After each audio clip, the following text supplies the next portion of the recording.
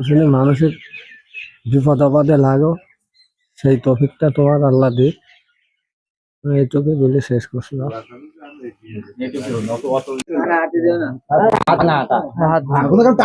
খালি হাত ধরে নিয়ে এসে ধরছে।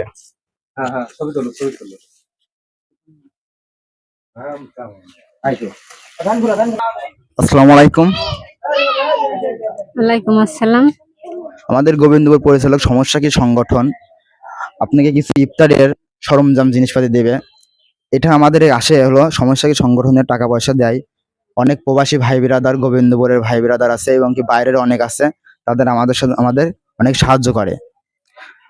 এটা না আপনাকে ইফতার দান দেবে। আপনি কেমন আছেন?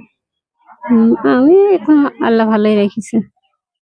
আপনাকে মনে করেন যে অনেক কিছু দেওয়া হবে, ইফতারি সরঞ্জাম জিনিস দেওয়া হবে। আমাদের এটা আছে সমস্যা কি সংগঠন থেকে দিছে, অনেক ভাই বিরাদার দিছে। সেটা হলো আমাদের সমস্যা কি সংগঠনের জন্য, এবং যারা দিছে তাদের জন্য আপনি কিছু দোয়া করে দেন।